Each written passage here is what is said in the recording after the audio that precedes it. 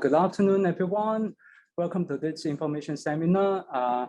I'm Dustin Lau, the program leader of MST. Let me first introduce ourselves. On my left, we have Dr. Angel Chen. She's the deputy program leader of MST. And then on my right, we have Dr. Mantek Leung. He's our clinical education director. And then on his right, right. Okay, so we have Dr. Janet Ng. She's our senior clinical associate as well as the director of the speech therapy unit, our in-house clinic. We will mention that later. All right. So again, so welcome to this information seminar. So I actually earlier in this academic year, we conducted another information seminar. Participants, I guess you will have to mute yourself. So yeah, thank you. So yeah, you will have a chance to ask questions, don't worry. So but then that will be arranged at the end of this webinar, okay? So as I said, okay, so we will first talk about the MST program, and then at the end you can post your questions and comments in the chat box. Okay, so to start, I will talk about what speech therapists. I will briefly talk about that, although I doubt you don't know. Okay, but then it would be good to at least kick off by mentioning something like that. Okay, so speech therapists are internationally recognized allied health and language professionals. We provide assessment and therapy to patients with communication disorders and also swallowing impairments. Okay, so basically we work closely with different professionals as well as clients and their caretakers to provide evidence-based intervention to individuals ranging from infants to elderly with speech, language, literacy, or swallowing disorders. So and then of course, the MST program will cover them all, which later on Dr. Leung will mention that. Okay. So today we're going to talk about the MST education philosophy that will be done by Dr. Leung, and then Janet will share with us the unique strengths of this MST program, and then Angel will talk about the entrance requirements, and then at the end I'll talk about some of the tips to prepare for interviews. You do know that there will be interviews if you want to get into MST. Anyway, so let me invite Dr. Leung to do the education philosophy part, please. Okay, good afternoon, everybody. I'm going to start off with our aims. So when we started our program in 2013, and we spent 1 year, starting from about 2011, 2012, to plan for this program, we aim at producing speech therapists who can serve across the entire scope of service. That means it includes child and adult and across the 4 different areas of our disorder population. And at the same time, the graduate can be able to serve in Hong Kong as well as in mainland China, as well as Macau, SAR. So the program is designed to equip students with professional and academic knowledge, with adequate clinical and research skills. And hopefully they have the good attitudes to face the challenges they're going to encounter when they graduate. So these are our aim. Of course, the aim is to cultivate and produce graduates who can serve in Hong Kong as well as mainland China. We actually take reference of the program to other programs in the world. We benchmark the MST curriculum against some of the countries which have advanced speech therapy course. That includes the United Kingdom, United States, Australia, and Canada. Actually, we try to combine them and compile them together to form the criteria we are going to set up in our own curriculum, so that our graduates actually basically fulfill the requirements set by this country, actually. So, okay, let's go into the details of the program. So, before that, we plan our program that way, and we try to make sure that it is up to standard. Well, first of all, we take reference to those advanced programs, and at the same time, we get local accreditation. In 2018, we got the accreditation from Hong Kong IST, Hong Kong Institution of Swiss Office, through this accredited registration system. So we are recognized healthcare professionals in Hong Kong. So once you graduate, you are automatically registered. And our program, this is the facts of program. Our program is hosted by Department of Chinese and Bilingual Studies at PolyU. And it's a full-time study, there's no part-time study for this program. A total of 90 credits and a duration of 2.5 years. So the distributions of the content of our curriculum is like this. We have foundation subjects which cover about 21 credits, and we have 42 professional subjects. So the subjects are related to speech and speech pathologies. And also we have 27 credits of clinical education subjects. The foundation subjects are actually taught in year one in a traditional way, that means through lectures. And the professional subjects, most of them are conveyed through or are taught through what we call a problem-based learning type of curriculum. They cover 42 credits. And the clinical education is actually spread across 3 years. If you look at the table here, it started from semester one, year one, that's the clinical practicum one, until they graduate. In year three, they got the clinical practicum number 7. That means they have 7 different blocks of clinical practicums to cover their required 300 hours of supervised contact hours. That's the criteria they need in order to be entry-level Swiss office. Okay, if you look at the content of the disciplines involved in our curriculum, it includes the foundation subjects. That means they cover 1, 2, and 3, the linguistic and language sciences, and then the behavior and social sciences. That means psychology as well as the anything related to social interactions. And number 3 is the biomedical sciences. The majority of them is on the anatomy and physiological subjects on speech productions. And the professional subjects are included in number 4 and number 6. That means the communication disorder and audiologies, which cover 36 credits. They are all administered through PBL curriculum, and plus the research subject. Added together, they have 42 credits on these professional subjects. And of course, number 5 is the clinical education, which cover 27 credits across the 7 clinical practicum that we have mentioned just now. So these are the major facts of the of our curriculum. So what is the characters? What would characterize the design of this subject is displayed in this, is depicted in this diagram. So year 1, we focus major, the majority of them are on the foundation subjects through traditional lectures.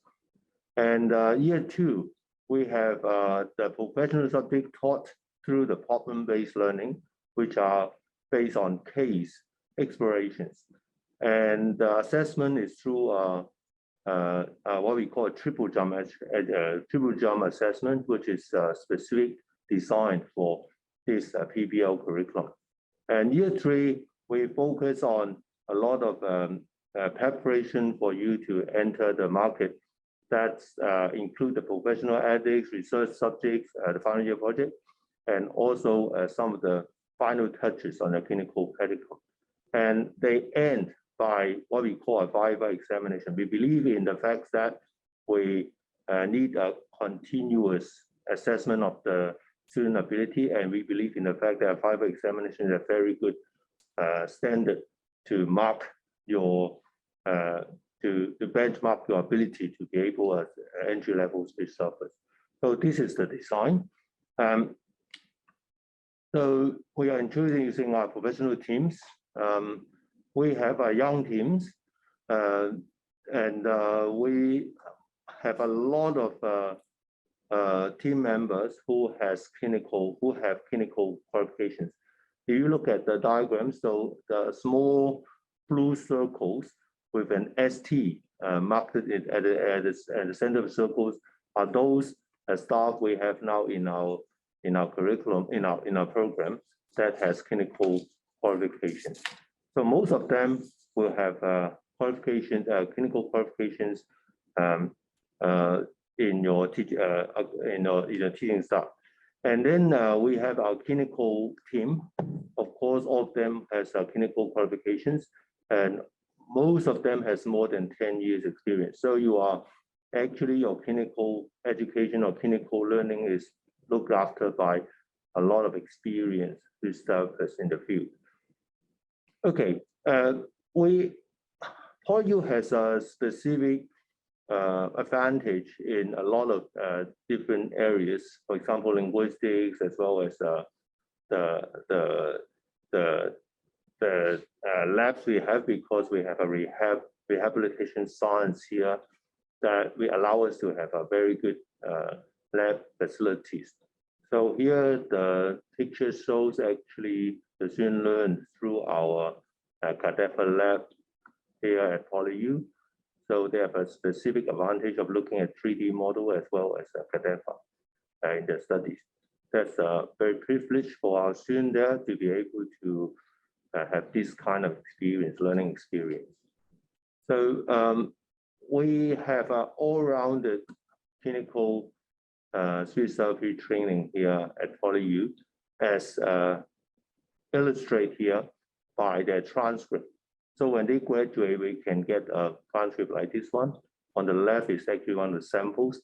You can see that their clinical hours are carefully designed and are separated into different areas they covered in their clinical education. So that's very important for them to be recognized by international bodies that they are qualified, trained speech therapists. And of course, on top of that, we have a final year project, which has become more and more advanced nowadays, because we have more mature research teams. That means we are very active in participating in research activities. And final year project actually is a way to extend this kind of activity we have at our department. So all students are getting very good supervisions from our staff who are actively researching in different areas related to speech therapy. And to ensure that our team is very concerned about the fact that we look at the theories as well as the application of theory to practice. So some of our research are actually practical research on some of your practice in speech therapy. So here are some of the pictures showing our students in participating in this process, and some of our final year projects are actually being able to publish in qualified journals. Okay, before we move on any further, I want to stress the fact that MST at PolyU has a lot of different unique strengths, and I hope to look into that and see whether that fits into your own idea of getting education, and look into your own choice of making a good decision on which program to take in order to be a professional speech therapist. I'm going to hand this on to Jeanette. She's going to talk about the unique strength of MST. Okay. Thank you very much, Dr. Lang. So now we're going to share a little bit on the unique strengths of our MST program. As you all know, Dustin earlier had mentioned what ST are involved in our professional work.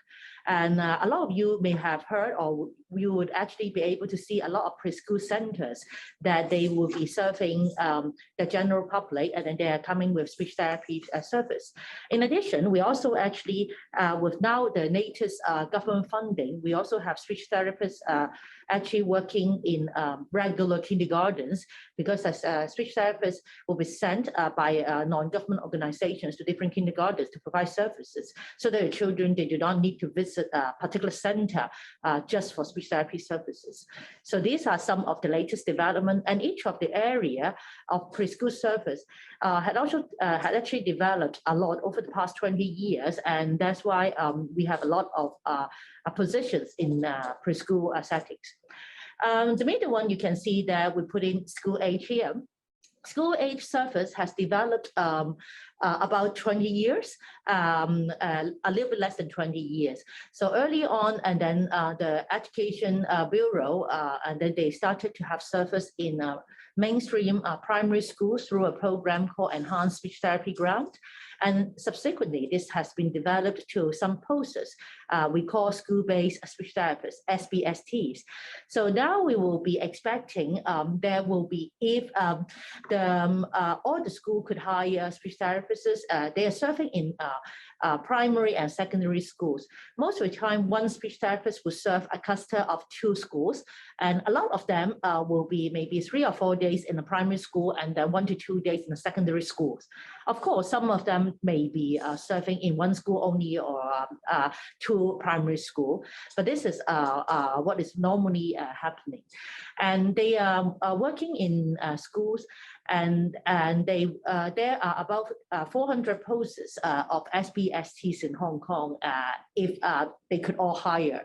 So right now, not yet, but then they will be able to hire, because we don't have enough graduates from all programs in Hong Kong yet. And on the right-hand side, you will see that what I would call that this is the newer development, okay? And what I didn't include in this slide is that, of course, you will know that we do have speech therapists serving in hospital authority hospitals, and also we do have speech therapists working in various universities. And then, but these ones are the more latest development. So in elderly and rehabilitative service, in the past, we do not have speech therapists serving in old age homes, the residential care, and also in elderly daycare. However, now we do have these services now. And also, in addition, and the government also has new initiative to increase the service provided for individuals with disabilities, so that they may be in residential care, they may also be in daycare. And the latest development, we also have the DSC, which is the District Support Center for Persons with Disabilities. So we do have more than 20 of these kind of DSC centers all over Hong Kong. So this is the latest development, and each of those centers will have 1 speech therapist.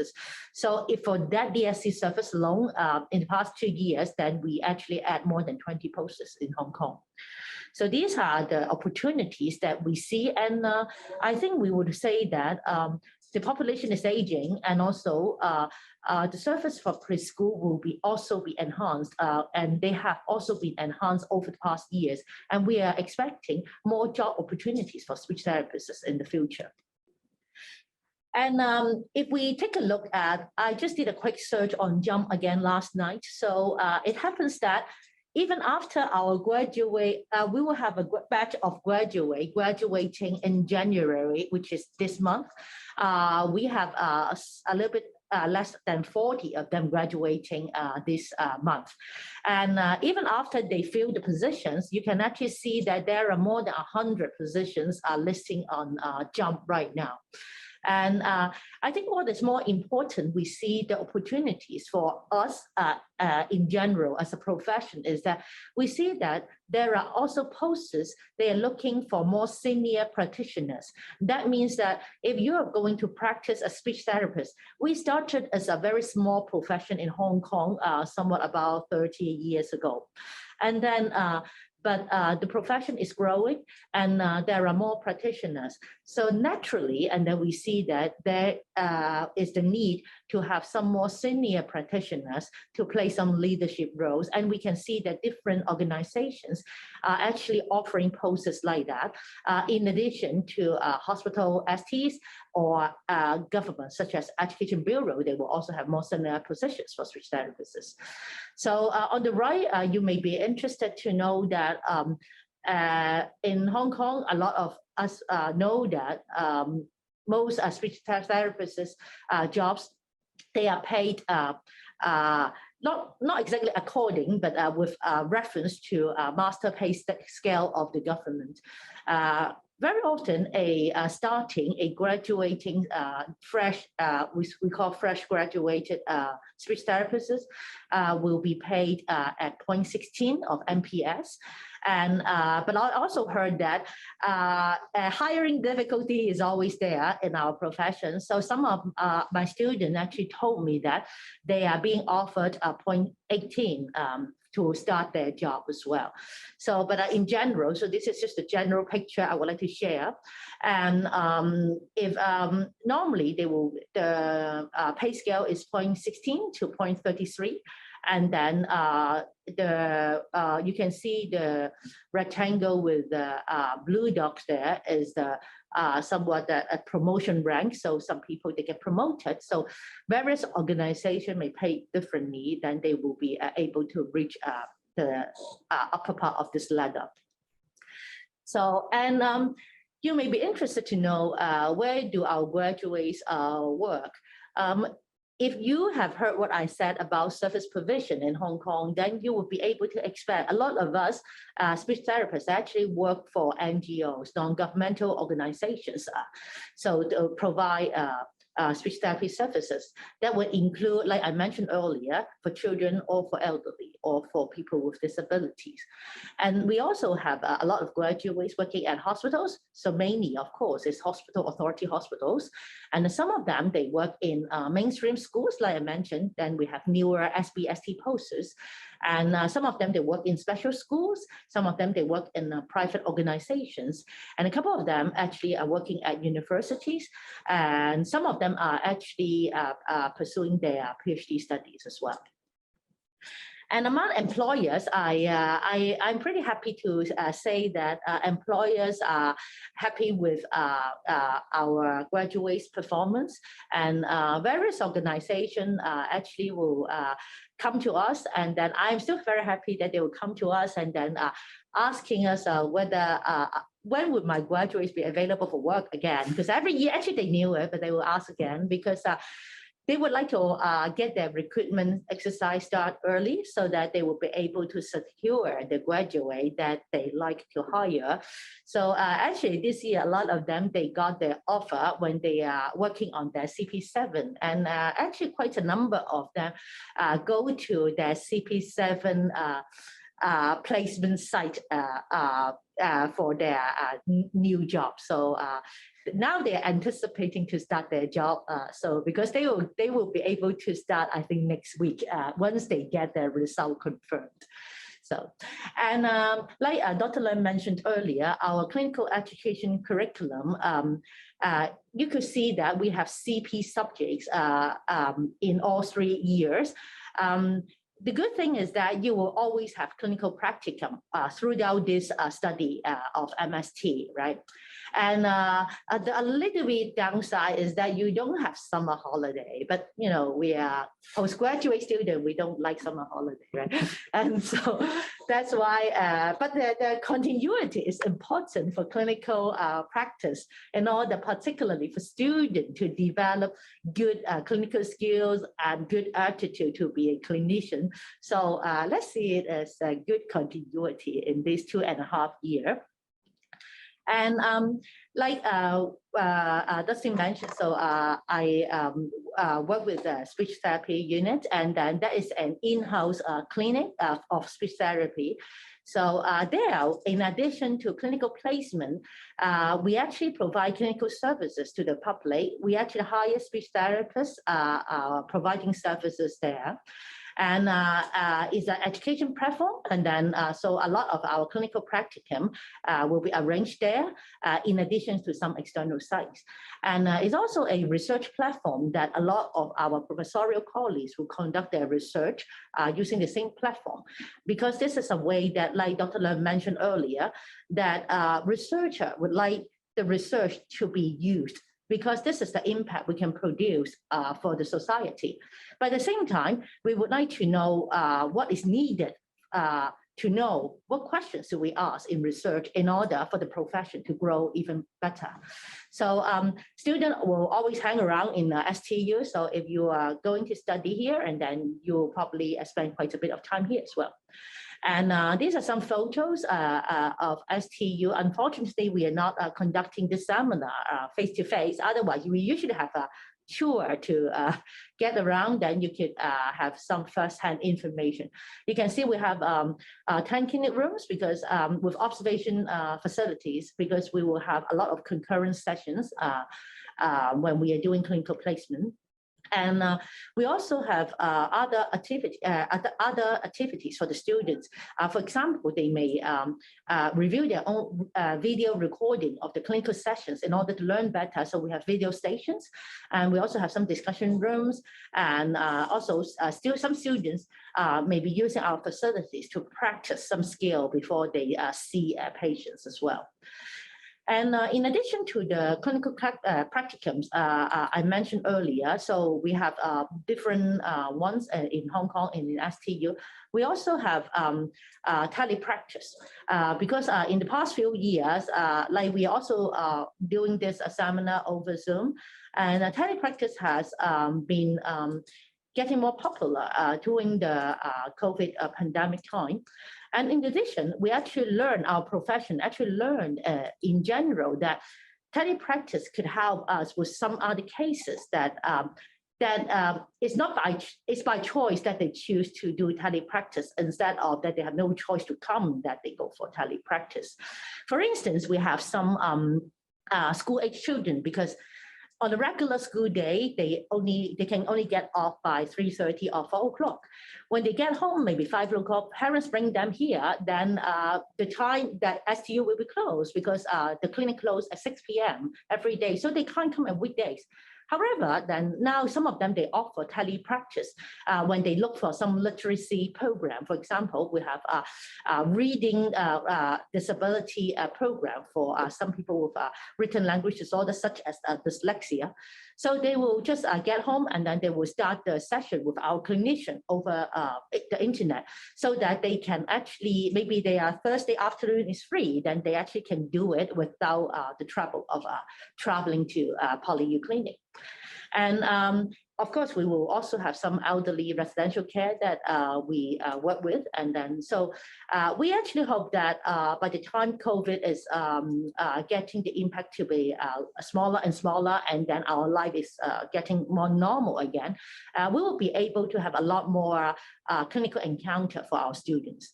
And we also have clinical practicum in China, and so as in Macau as well. And the interesting part of the preclinical practicum in China is that we are able to see a lot of different cases that we may not be able to see in Hong Kong, because China is such a large country, and then due to the different level of development, we will be able to see different type of cases, and then you can say that you can reach a different clientele as well. So this is a learning opportunity for us. And also we will work with rehabilitative workers in China.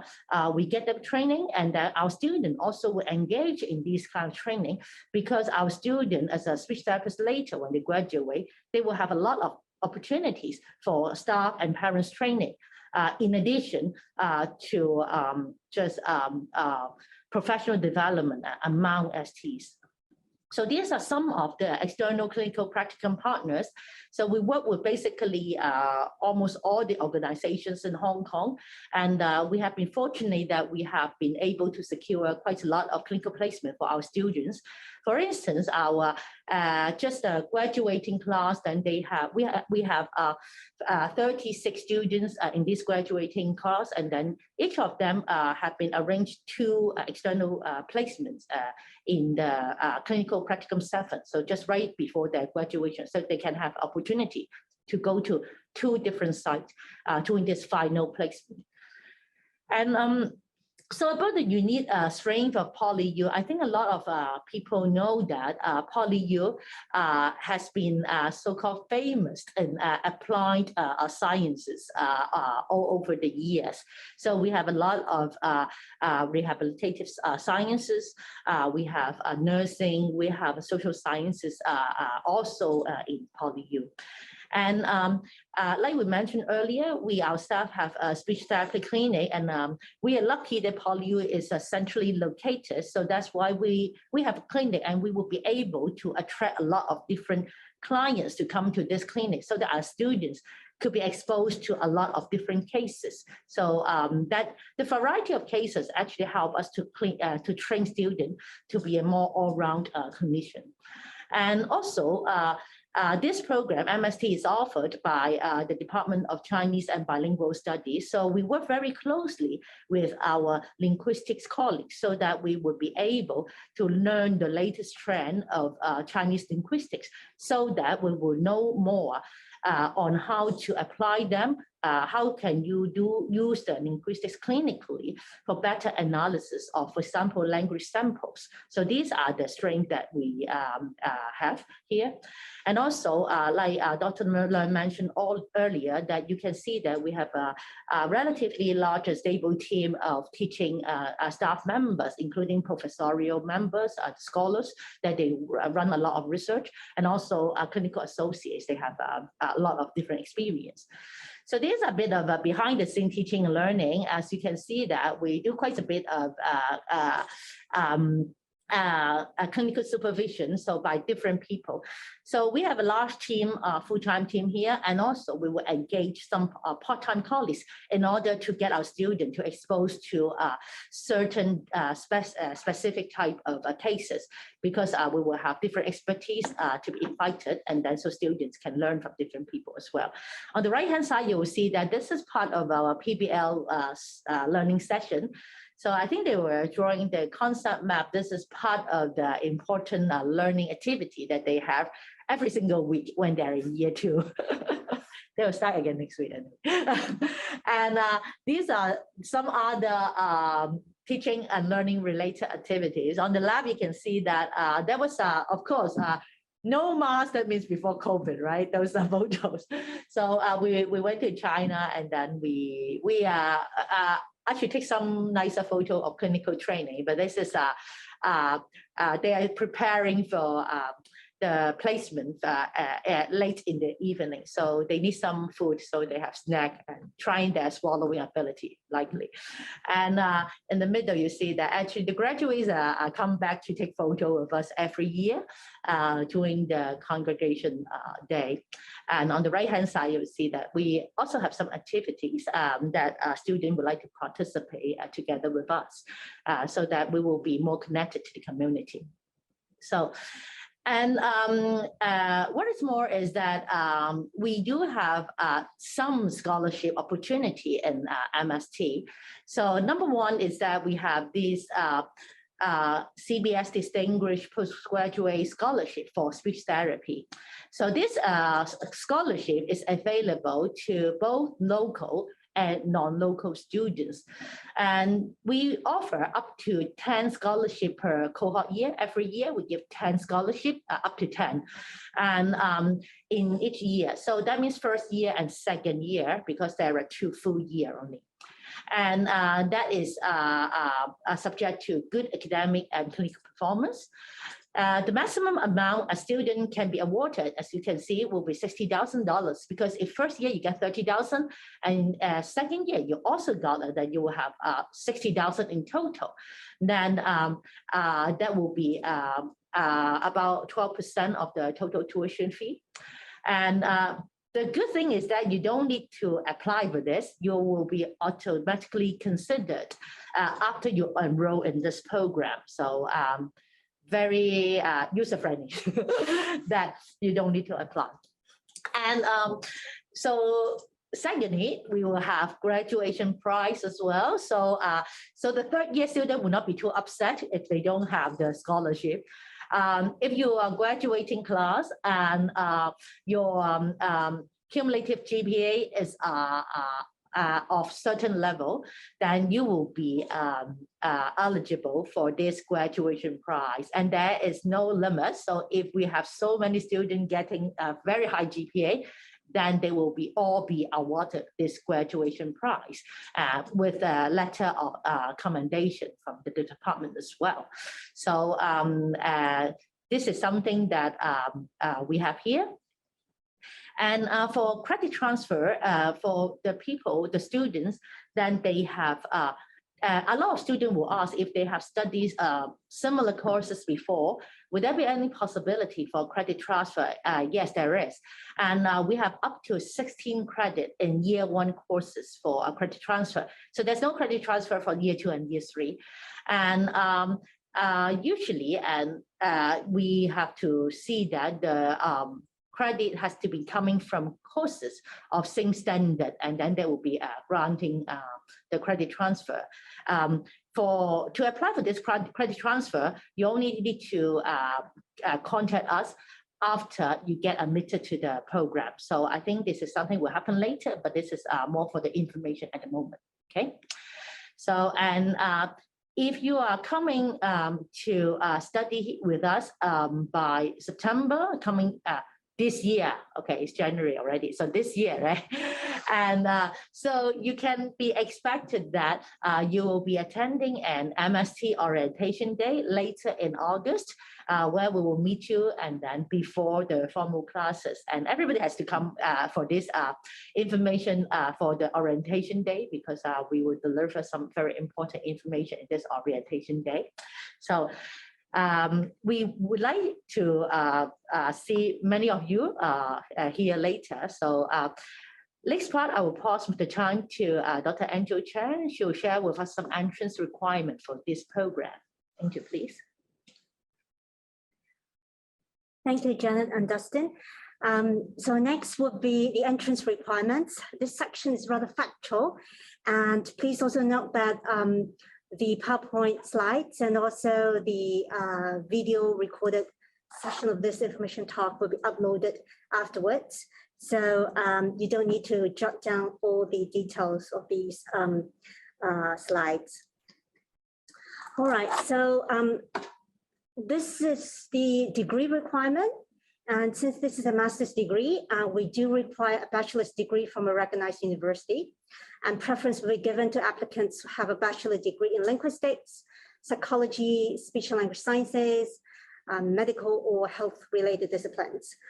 Because if we take a look at the curriculum of our MSc program, if you take a look at these 6 points, they show us the credits distribution.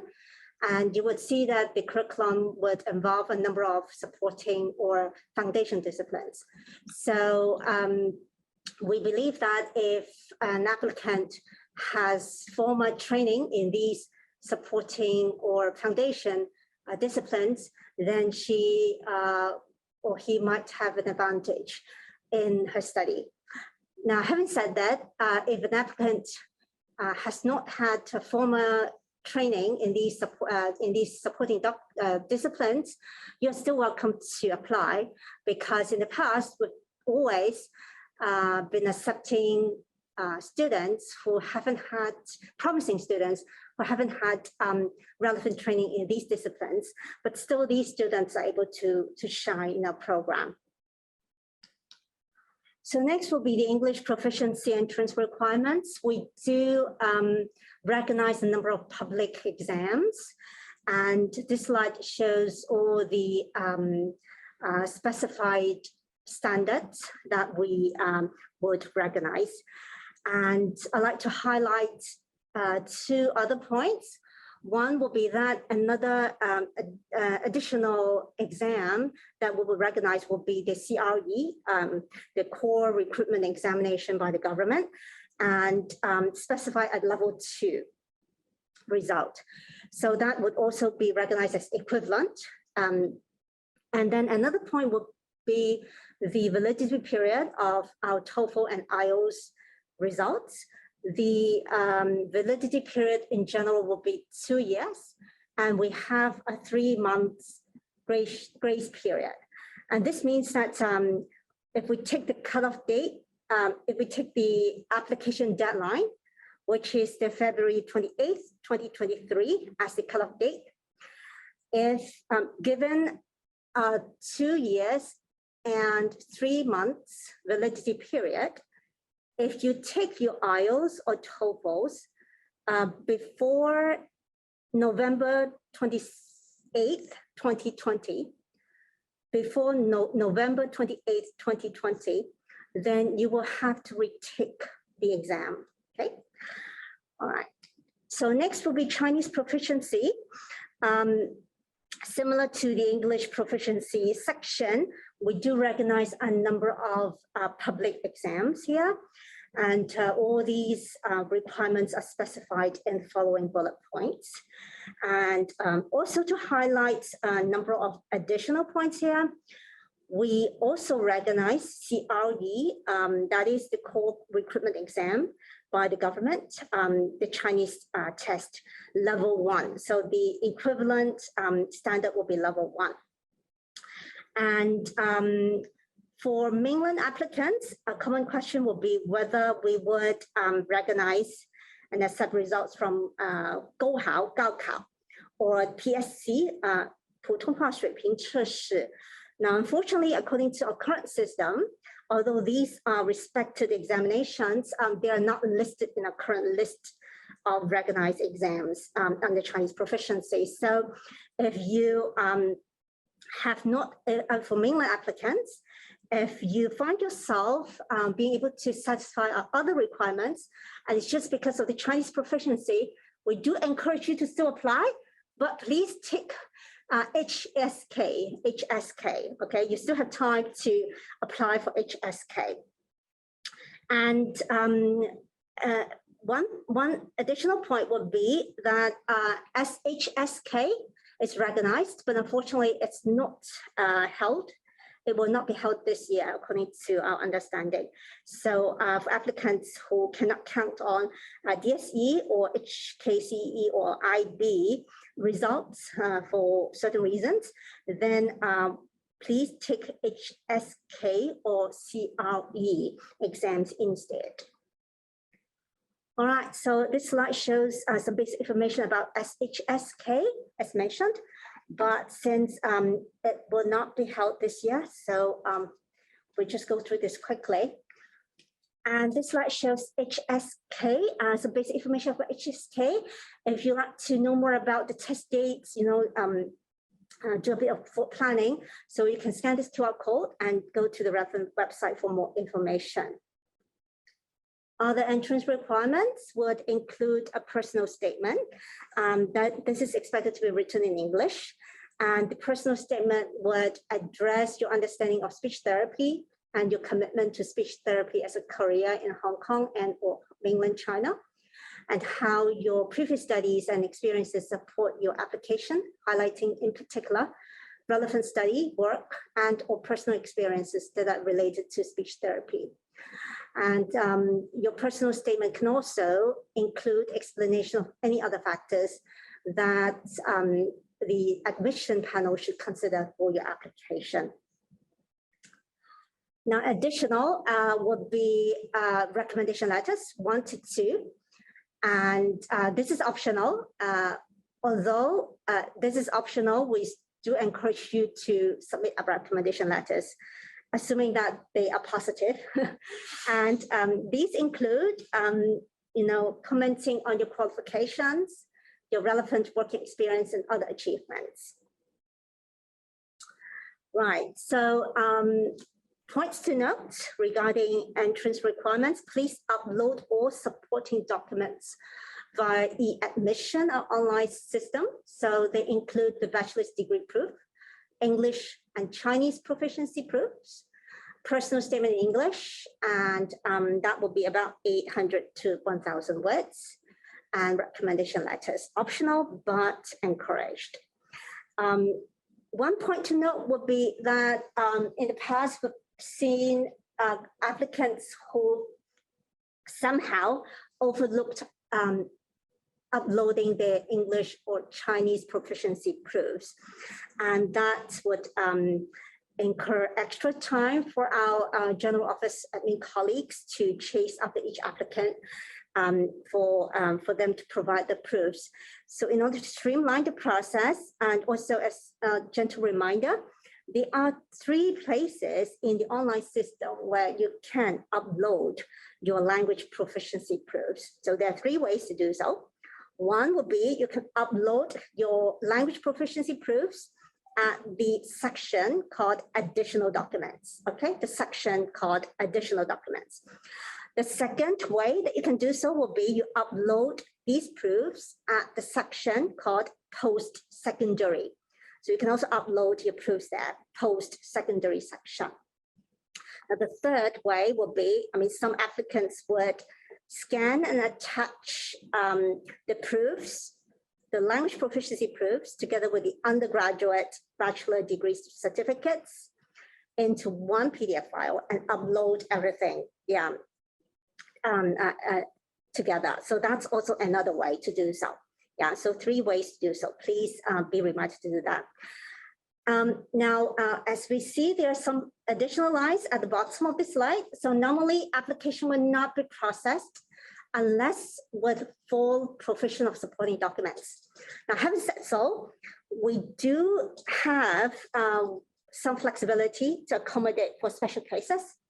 And these include, for example, if you are current students with expected graduation in 2022-2023, which means that you are final year students, you can still apply. And what you can do will be you would provide your proof of study status for the bachelor's degree. That is, for example, you can upload your transcript or other proofs showing that you're in your final years of study. Another special case will be if you're expecting your language proficiency test results. So they apply for applicants who either have applied for their language proficiency tests, but still haven't taken the tests, or they have taken the tests, but are still waiting for the results, okay? So these 2 types of applicants would still be relevant. Now, in these cases, you can still provide documents showing the date of relevant language proficiency test, okay? And we would still encourage to apply, and we would still process your application pending proofs of your supporting documents. So that's all from me. Yeah, it's a kind of short and straightforward section. So next, I would pass on to Dustin for tips to prepare for interviews. Thank you. Thank you, Angel. So I'll first talk about, some historical data to show you, what are the characteristics or, of our previous students. Okay, so to give you an idea of people we chose in the past. Okay, so some data for your reference. We have the majority would be, of course, local institutes. We do have about 1/5 to 1/6 who graduated from overseas institute. Okay, so if you are interested in that. Okay, now next, indeed, as Angel earlier mentioned, we do prefer someone with background knowledge or prior knowledge of language and linguistics.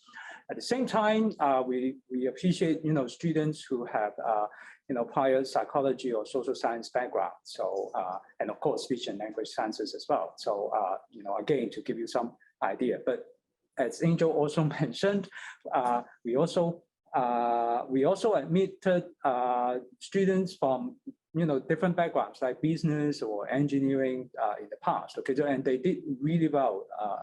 They gave us some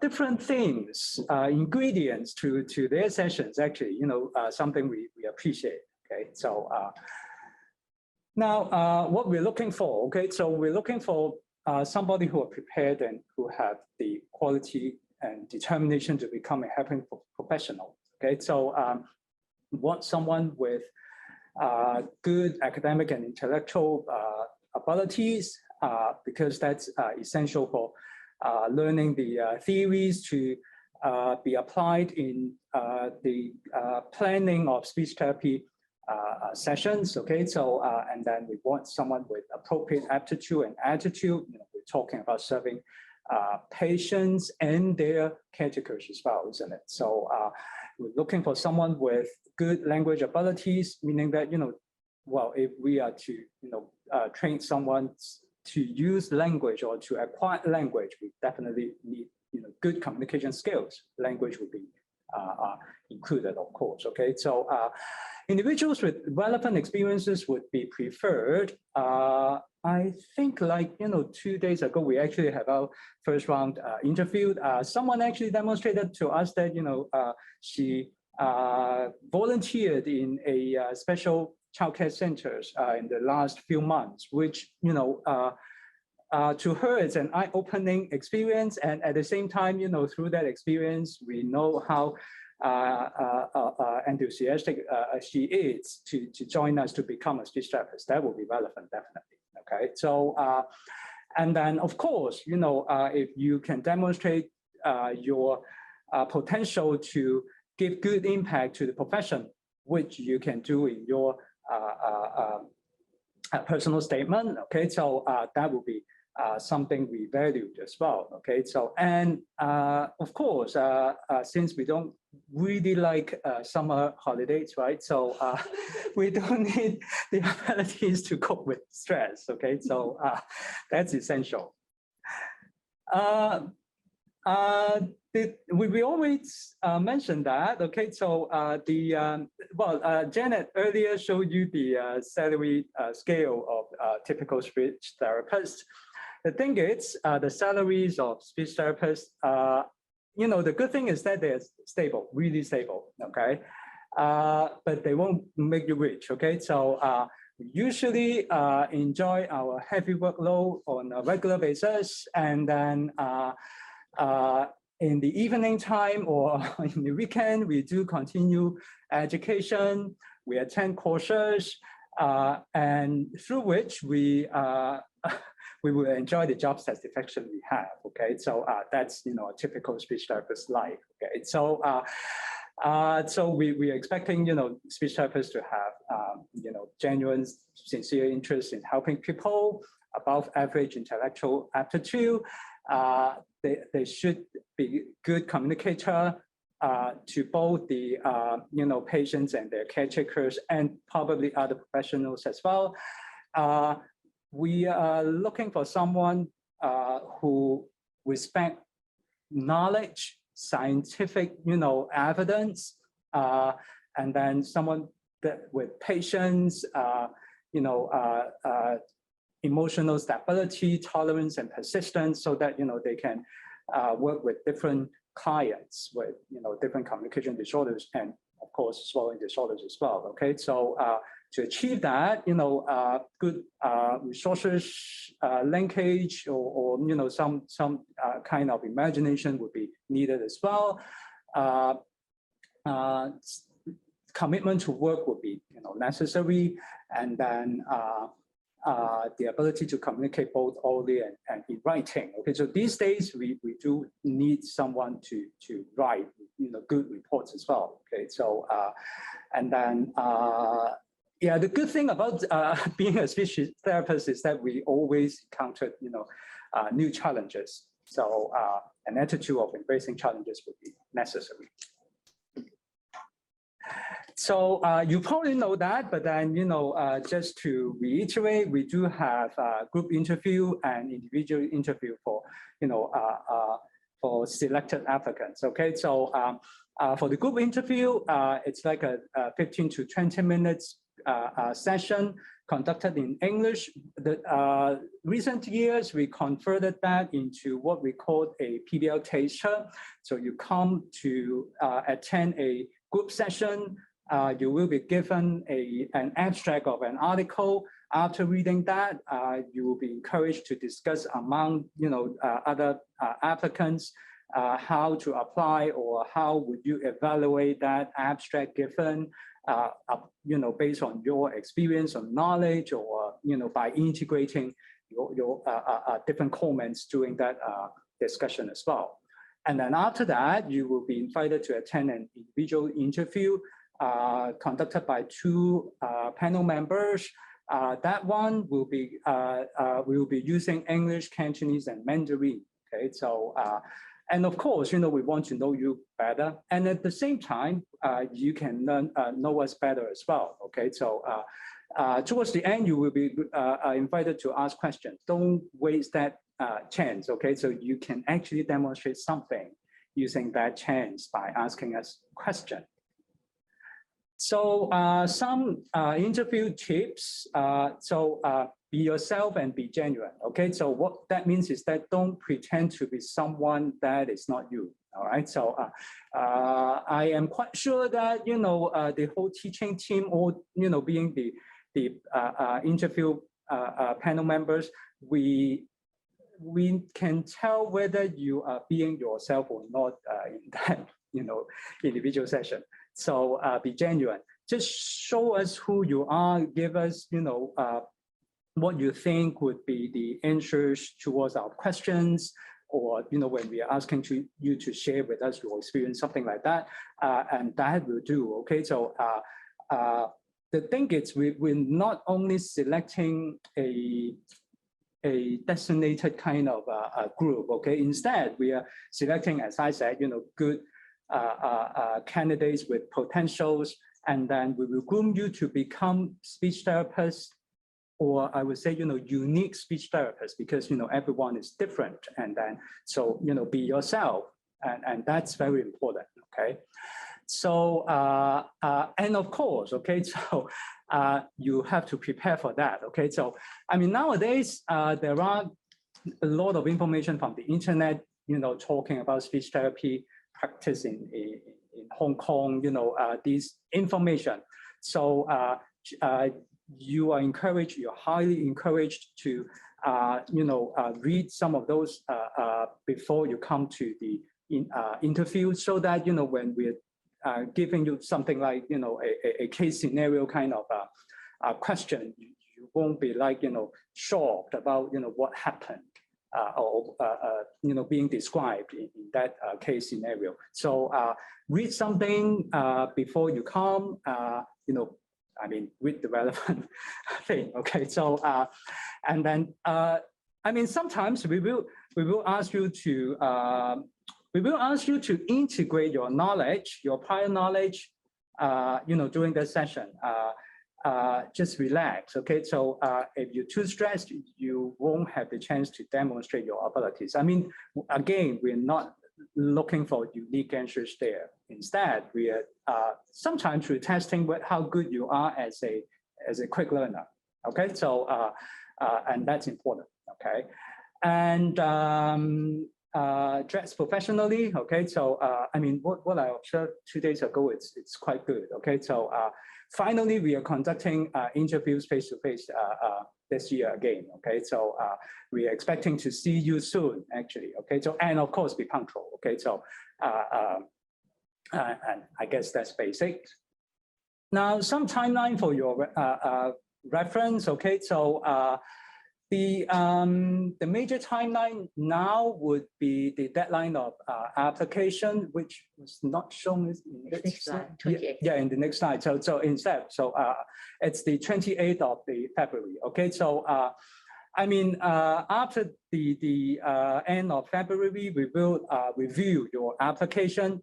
Don't forget to click that submit and pay according to the university. Okay, so and then we will review your application documents, and then we will select the potential ones to attend interview, which I would say the round 2 interview date would be important here, which would be the March 15th this year. Okay, so so do reserve that day. Okay, so and then we will invite you to come to PolyU to attend face-to-face interview. Okay, so do note that if you're not able to attend, we may not be able to guarantee makeup interviews. Okay, so right, so after that, we will review all the interview results, and then we will notify the interviewees accordingly. Normally, we won't. All the results will be announced no later than April. Okay, so or until all places are filled. So as I said, okay, so the deadline of application would be February 28th this year. So if you haven't done so, scan that QR code and apply accordingly. So I guess the lines highlighted in blue, Angel already mentioned that. Okay, so and I don't think I need to go through them one by one because most of them actually were mentioned by Angel. Okay, so not to overlap. Just one more thing. Okay, so as suggested by Mabel, our geo supportive officers. Okay, so she told us that because she encountered a lot of telephone queries. Okay, about that application status thing. All right, so. I mean, you probably realize that, the application process has to be done using the PolyU system.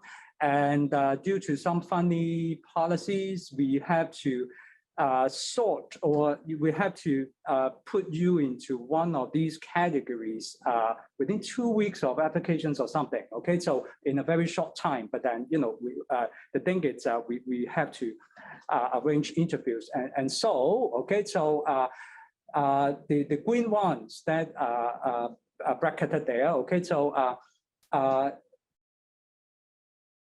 on the left, what was that?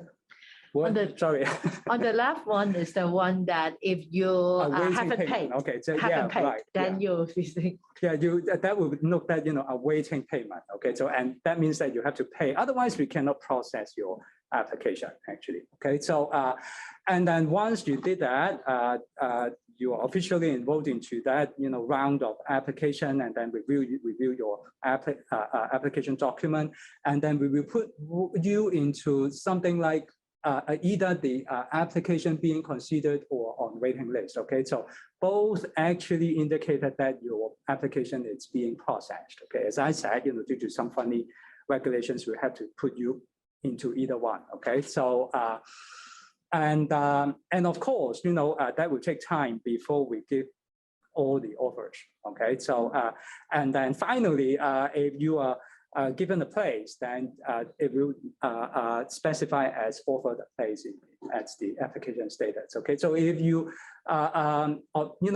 if you haven't paid yet, and as I said, we cannot process your application. Okay, so do pay before otherwise we cannot do anything for you. Okay, and then if after that, it will be either one of the two in the middle. Okay, so either it's said it's being processed or on waiting list. So to quickly summarize, okay, so I suppose by attending this information seminar, you have considered MST already, actually. Okay, so but then you definitely want to know whether MST is really suitable for you. Basically, some facts here. Okay, so it's a full-time master degree of 2.5 years, and then it's a speech therapy curriculum covering full scope of service. And then we conduct teaching in this hybrid approach, meaning that we are conducting the learning and teaching activities using traditional lectures plus prompt-based learning. And then we have a clinical education curriculum of over 300 hours of supervised practice. And then our clinical practicum prepares graduates to practice competently in various clinical and educational settings. And then finally, this teaching team believes that our students are able to excel once they graduate from us. Okay, so that's very important. Yep, okay, so we went through all the slides, and it's time for question and answers. You can type your questions in the chat box, okay? So, and then we will answer accordingly, okay? So, I mean, while we're waiting, perhaps I can share something I observed during the individual interviews 2 days ago. So you can start typing your questions there, okay? So, I mean, one I would consider as a candidate with good potential, but then she didn't, we're still a little bit hesitated, was that, you know, well, that was the second time she applied, okay? So, but then, I mean, we observed very significant improvement because she attended some, you know, related speech therapy, you know, courses or classes in that year. But then what she did was regurgitating what she learned from those training. And then immediately, you know, a colleague and I, you know, felt that, you know, there has to be some integration. So, you know, that put her into a slightly disadvantaged position. I mean, I'm not saying hinting anything about, you know, whether she got an offer or not, but then that's something important. So do integrate, okay? So that's something we want you to demonstrate. You know, particularly in a 2.5-year program, we want our students to demonstrate that, you know, quick learning abilities. Yeah, that's something, okay? So quick sharing. Yeah, I think maybe I also can share a little bit on the observation because it was just 2 days ago we conducted the round 1 interview. So I think it will be relevant. And then for those interested and later those will review our video later, that will be helpful. And I have a bit of comment on the academic qualifications and work experience that you put into the system. What happened is that once you pay for the application, then the application could be reaching our department, then our admissions panel will be able to see it. So as you know that we review a lot of applications and then we can only rely on what applicants submit in order to make a decision for shortlisting for interview, because we would not be able to interview everybody every year. So it's always the same. So number 1 is about academic qualifications. Some of you didn't put down anything on your results of your undergraduate study. For those who already graduated, of course, we will be able to see the information. For example, your honors, your class of the honors, then we will be able to see from your degree diploma or the transcript that you submitted. The ones if you are still studying, because a lot of people may try to apply to our program during their final year of study of their undergraduate course.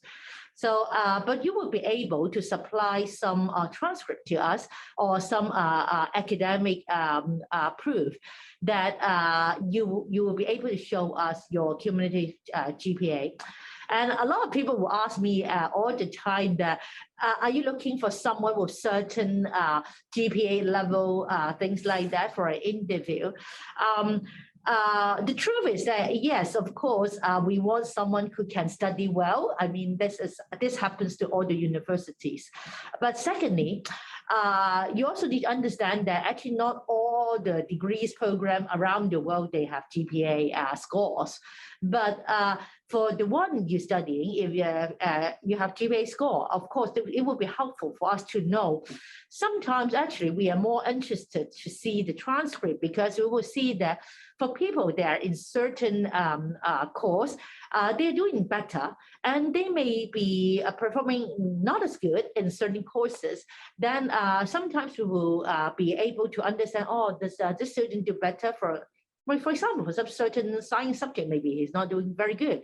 But there are some elective subjects which we believe that it may be relevant to our study, and that, this person is doing pretty well. And that will help us to make a decision of shortlisting. So this is about academic qualification. So number 2 I mentioned is about working experience. for a lot of people, you have a working experience, even part-time experience, it will be very helpful if you input into the system. The difficulty for us is that if we see some candidate, they graduated like 3 years ago, and there is simply no employment history, or there will be only 3 months of employment history. So the question is, we will not be able to afford the time to get callers to call each one of you. What do you do over the last 2.5 years, like that, right? So we can only rely on paperwork. So I emphasize again for the particularly before the interview. So what happened is that, okay, we don't know what is going on with this person, then that would be a downside, I would say, that for shortlisting. And perhaps we actually missed some very good candidate. I've heard that some people would say that I may not be doing something that is that relevant to speech therapy, and I may not be having a full-time job sometimes, but that's fine. I think, first of all, you don't, whether that is really relevant to speech therapy, sometimes you don't know. Sometimes we will find out that, or that will be something that in connection with your other records, sometimes we may be interested to know more about you, and that will be the reason that we would like to invite you for interview. So I would think that if you're applying for this course, then of course you want an interview opportunity, right? So that's why that will increase your interview opportunity when you will be able to submit more information. And so as a part-time job experience, even you are a final year student, oh, I never got a job before, I only have some experience. So it will be good to have those information as well. That will help us to actually know more about who you are from paperwork in order for us to make a more informed decision for interview decisions. Okay, so these are the 2 areas that I would like to share today. So, yeah, I can also add on my observation during the interview. That's actually supplemental to Justin's comments. And we also noticed that some applicants who had some relevant training would like to show us that she or he has known a lot of terminologies or some expressions. Yeah, I think that's could be due to the misunderstanding or misconception that if an applicant is able to do that, then her application might be considered favorably. Now, we need to balance off a number of points here, factors here. It's true that if an applicant has relevant training, then we would have preference, okay, because we know the applicant has relevant training in the supporting disciplines. But having said that, if it's the case that the applicant has relevant training, but demonstrate that the contents seem to be poorly digested and poorly integrated, then this would prompt us to question about the ability of the applicants, the applicant's ability to do clinical reasoning as a clinician. So the core is that the relevant terminologies, how many terminologies you know, how many expressions you know, are not the most relevant, and not the most important. But we're looking for students who are able to do empirical reasoning, clinical reasoning, and shows intellectual promise. I mean, a reasonable level of intellectual promise. If you have relevant knowledge, that will be a plus, okay? So I think that is something to clarify. And another point that we can also highlight will be, and clarify, will be how we look at second attempts. Yeah. Yeah.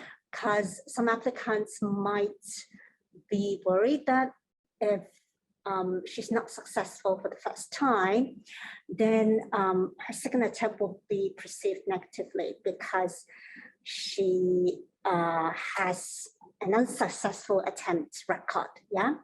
But in fact, we don't look at it this way. We actually look at it the other way. We do welcome second attempts, and we do see a lot of encouraging cases of second attempts who are able to show significant improvements in their second attempts, or and because we always have bound to a certain quotas of students that we can admit, so that's why it's everything ranking according to how many applicants we can accept in this round according to open competition. So we do encourage second attempts. Now, if you have tried, but somehow you cannot get in your first attempt, we do encourage you to consider applying again. Of course, we would, and do indicate that it's your second attempt, because this actually shows your dedication and determination to reply. And do indicate that in your application. And of course, if you get an interview chance, we would also look at how much you've done in the interim period to improve your application. And for those who are kind of like not sure whether you're ready or not, you think maybe show it for 1 year in order to be better equipped, we would also encourage you to consider applying and not to wait, because you never know how it is like in that round of open competition. Give yourself a chance in case you cannot get in this round. You have nothing to lose, because it will not be considered as an unsuccessful attempt being perceived negatively. And if you need to apply again next year, it would be considered a second attempt showing your determination to apply again. Yeah, so that's something that we would like to clarify. Yeah. Mm-hmm. I think a little bit additional information on second attempt is that because according to university policy, why aren't you mention that you should indicate that, like, for example, on your personal statement, because we won't be able to get information from last year. We don't have those information. So sometimes I think when they come for interview, they knock on the door and then, oh, it's you again. And then some of our colleagues are better with these kind of memories. And so the issue is that why it would not be perceived negative, because we would not know unless you try to tell us. And then and a lot of time, I think it's pretty interesting. And then I think some candidate did pay some effort in their personal statement. They say that, okay, last year, some of them, I recall that they would say that I didn't even get grant an interview opportunity. And here is what I have done. So, and we will read it with interest, and then to see, okay, does this person deserve a chance this time? And the preparation, is it more? And then we will be interested to find out. So this is a way that we consider interview opportunity as well. So that's why what you submit is very important, because we only have this dossier that you submitted this time in the year, and then we won't be able to find out what happened in the past. So that's the same reason. And then some of you may say that, oh, I tried to submit certain information before last time, and then when they came to the interview, and then they told us, and I said we won't be able to see it at all, because unless it's connected with this single application, we won't be able to know those information at all. So this is about the second attempt.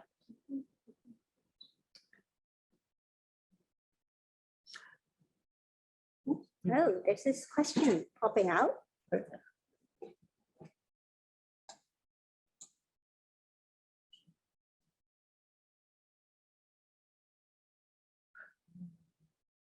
haven't had my glasses on, so it takes some time for us to read it. Yeah.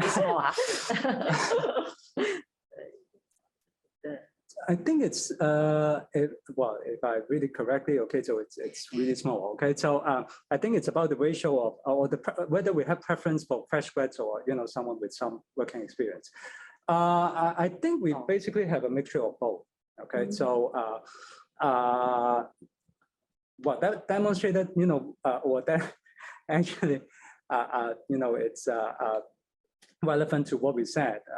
We don't have a, designated group or, small group that we are targeting on, okay? So we want to look at, our applicants, and then as long as we see potentials in you, and then we will, invite you to attend an interview, and through that interview, we'll find out whether, our hypotheses are correct or not, and then, if it's correct, then we offer you a place. It's like that, okay? The good thing about speech therapy or speech therapists is that, we're all different. We always emphasize that, okay? So we're all speech therapists here. The way that, Dr. Leung conduct sessions, or, versus the way that I conduct sessions, despite that we're both male clinicians, would be very different. It's because we have different background, we have different training, though, actually he trained all of us, okay? So, but then, we have different values, we have different experience working with, different people with communication disorders. All these actually shape us, okay? So, and that's important. So, as we emphasize, it's about treasuring knowledge. I would say, desperate to learn knowledge so that they can use that knowledge to, help people. Okay, it's not only helping people, it's about learning the knowledge so that they can help people. Okay, so and then genuine interest to help people. These are very important. Okay, so the second question, what was that? It's really small. Okay. With many years of working experience. Can you read it out for us? Okay. Yeah, the second question is, with many years of working experience in other fields, provided that it can be critically reflected and integrated into the ST context, be considered favorably, or would that be a disadvantage? See, as I said, all of us have different experience. Okay, so the most important thing is, how would you learn from that experience so that, you can relay that to speech therapy practice or learning. Okay, so, and that would give you advantage, I would say. Okay, so it's not like we don't prefer someone with a particular background, or it's not like we have special, favoritism to certain group. It's about how you present it, how you demonstrate that to be relevant, and what you learn from that. Okay, so I guess that's important as a speech therapist as well. That's personal sharing. Okay, so we learn from our past, we learn from our experience, so as to become the speech therapist that we are. Yeah, I think our admission data also spoke for ourselves with this. I still recall this. I have PBL group with engineer and teacher background, student coming from a different background. And I also have fresh graduates who just came out from the undergraduate study. I have a researcher background, a student. So I think we are pretty much used to that. So I would really say that it's individual merits that would get people to get a place in MSc. But yes, there's no designated. It can be very wild, and then, and we welcome that. I think.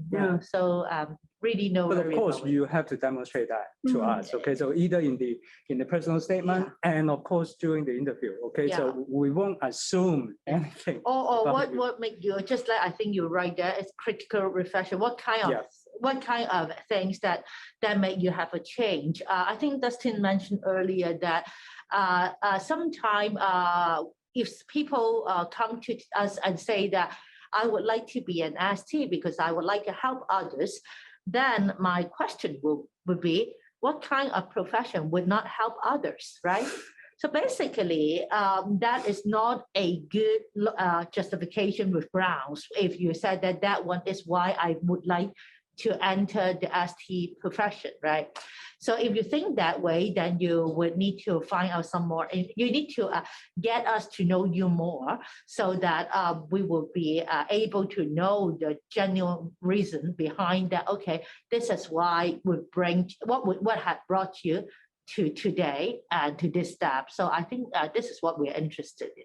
Yeah, to support what we just said, okay, so take a look at the different new settings added this year, that offers speech therapy services that Janet earlier introduced, okay? So we definitely need a variety of different types of speech therapists to serve these, different settings. So it's not only one type of speech therapist, okay? So we need a variety of that, okay? So, different types. So, I would say, someone good at a particular setting may not be that good at other settings as well, okay? So that's why, okay? So upon graduation, you are allowed to choose according to your preference, okay? So, and of course, in MST, we offered you a variety of different clinical practicums so that you have the experience, okay? So that's one good thing you can learn from MST, okay? So, great.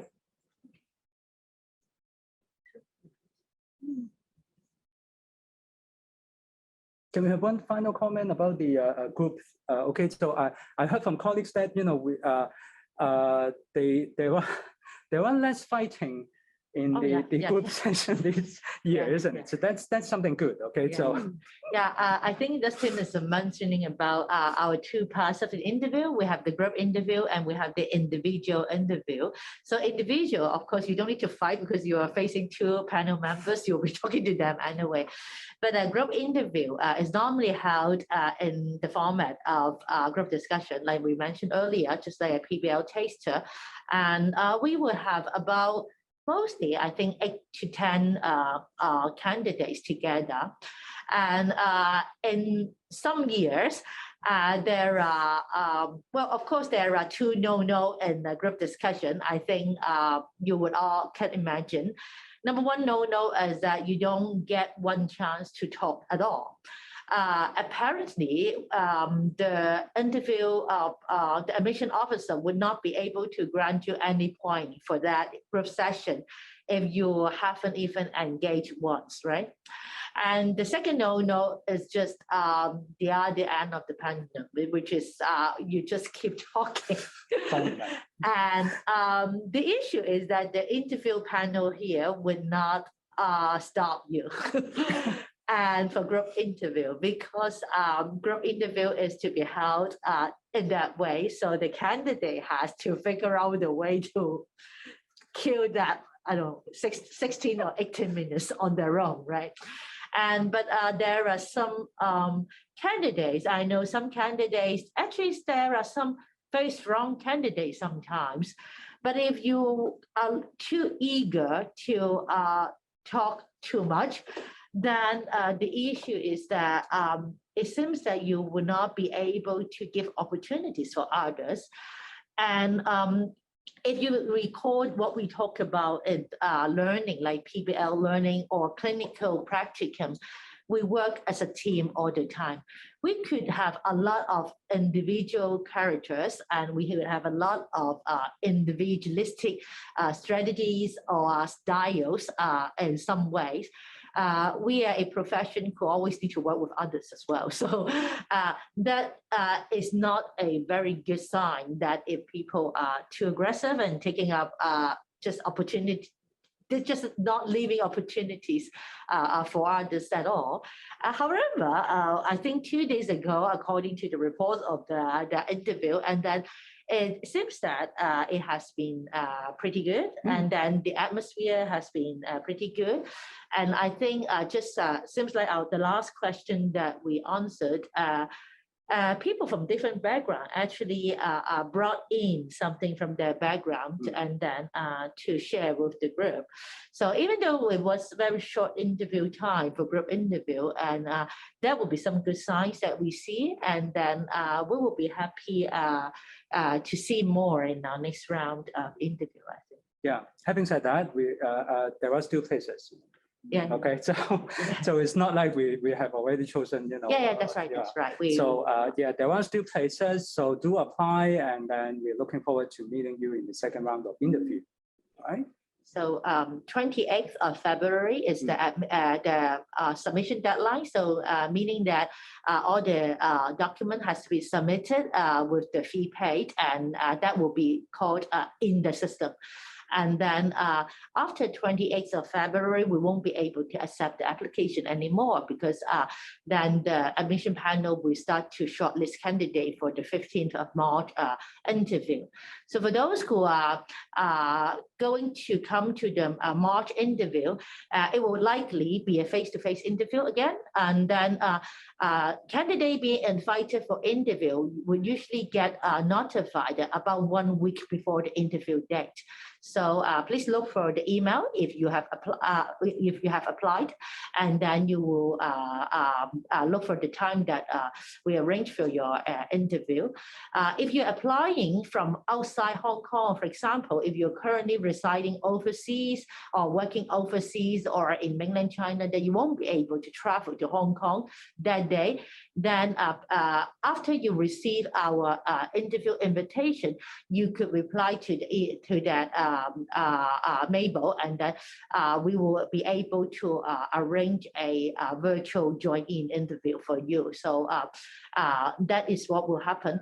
However, if you're a local applicant, and we would not have that option to offer you a non-face-to-face interview. So please notice this arrangement.